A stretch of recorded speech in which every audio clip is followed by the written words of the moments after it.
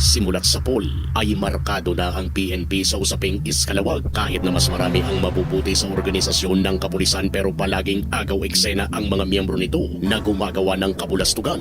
Ang dami ng kasong kinasasangkutan ng mga pulis iskalawag na palagi na lang nakabalandra sa media kagaya ng kidnapping, extortion, pang-aabuso, panunudas at bara-barang paggawa ng kanilang mga misyon. Sa madaling salita, palpak ang ilang miyembro ng PNP. Pagpasok bilang Pangulo ni PRRD noong 2016 ay doon mas lalong naungkat ang napakaraming kaso ng korupsyon ng kapulisan at kinasasangkutan ng ilan, pati na ng mga opisyal sa pinagbabawal na bisyo. Tagda dumano ng kalakaran ang loob ng pitan sa munti at ang mga nakabantay doon ay hawak sa leeg ng mga big time na nakakulong, rason para sila ay maghari-harian sa loob.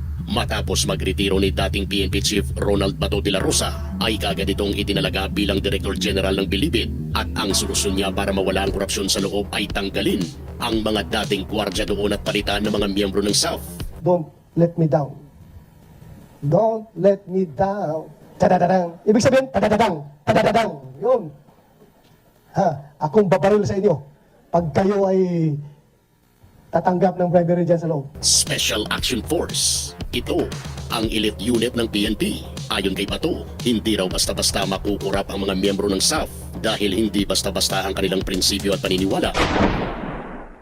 Fast forward ngayong 2024, sa pagdami ng mga incheck na nasa bansang Pilipinas simulang maupo si PRRD at naging malapit sa China at ipinasok ang makontrobersyal na Pogo, ay dito na nagsilabasan ang sandamakmak na problema ng bansa pagdating sa epekto ng Pogo sa Pilipinas. Pugad ng sindikato ang karamihan sa Pogo na naipatayo sa ating bansa na nakakuha naman ng legal na mga dokumento para ito ay mag-operate pero tinatago pala nila ang nakakagimbal nilang operasyon sa likod ng Pogo. Pati ang sinasabing mahirap makurap ng mga miyembro ng SAF ay biktima na ngayon ng pera na mula sa dayuhan na lamang kanilang binabantayan.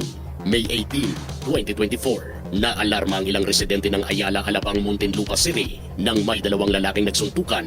Ang isa ay nakapasok pa sa bahay ng isang residente kaya mas lalong natakot ang mga taga roon. Rason para sila'y tumawag ng pulis. Kaagad na naaresto ang dalawa at napag-alaman na sila ay mga miyembro ng PNP Special Action Force na naka-assign sa syudad ng Zamboanga. Inaresto ang dalawang pulis matapos umanong magpambuno sa Muntinlupa. Lumabas sa investigasyon ng pulisya na miyembro sila ng Special Action Force at nagtatrabaho raw bilang bodyguard para sa isang Chinese national. Sila ay may mga ranggong patrolman at korporal ayon sa gwardya ng subdivision. Bago raw magsuntukan ng dalawa ay nagtalo muna ito hanggang sa magpang-abot na ikinasugat pa sa ulo ng isa sa kanila. Sa patuloy na investigasyon ay napag-alamang nakatira ang dalawang mga SAF members na ito sa isang bahay ng isang Chinese national at silang dalawa ay nagsisilbi palang bodyguard ng incheck na ito. Klinaro ni NCRPO Chief Police Major General Jose Melencio Nartatis Jr. na kahit sinumang miyembro ng PNP na magsisilbing bodyguard ay dapat dumaan sa proseso at may approval ng Chief PNP. Sibak agad ang dalawang members dahil sa ginawa nilang kaguluhan sa loob ng subdivision. Sinipak na sa pwestong dalawang tauhan ng PNP Special Action Force na nagsisilbing bodyguard sa isang Chinese national sa Alabang. Nabistong illegal nilang ginagawa matapos magsuntukan sa isang exclusive subdivision doon.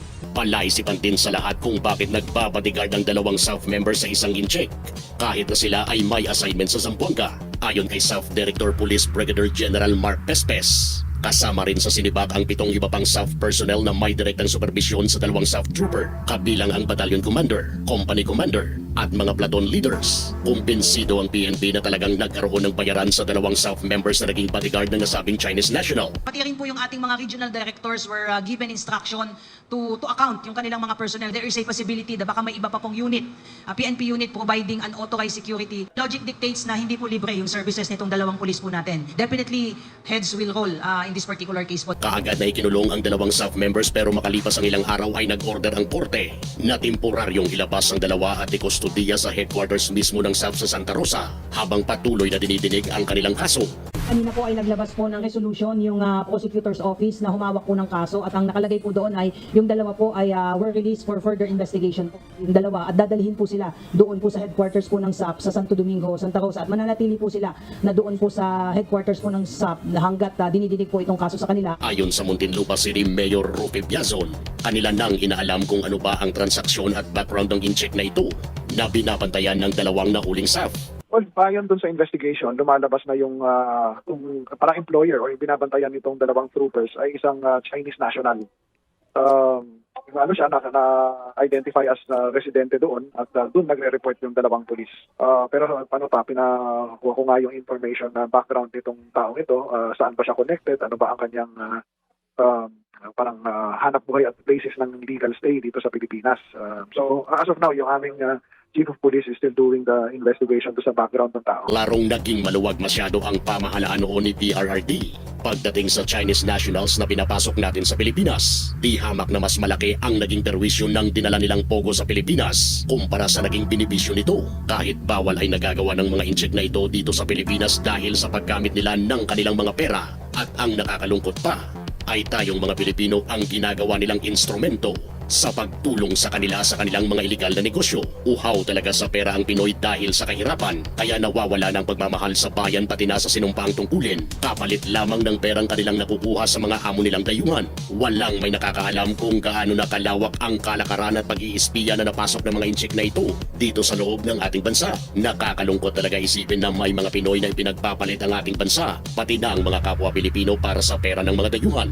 Mismong tayong mga taga-Pilipinas ang ginagawang muchacho ng mga dayuhang ito para sila ay makakamkam ng maraming pera dito sa kurap nating bansa. Hanggat may Pinoy na tumutulong at nagtatrahidor sa sariling bayan, ay hindi mawawala ang mga espiya at ilegalistang dayuhan dito sa Pilipinas. Ikaw, dismayado ka rin ba sa ginagawa ng ilang Pinoy na trahidor dito sa Pilipinas?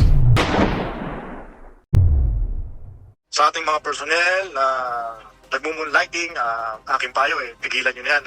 Kasi kapag kayo napatunayan na nagmumoonlighting, kayo ay maaaring sampahan ng kasong administratibo at maaaring kayo masuspinde, ma-demote o ma-dismiss sa serbisyo.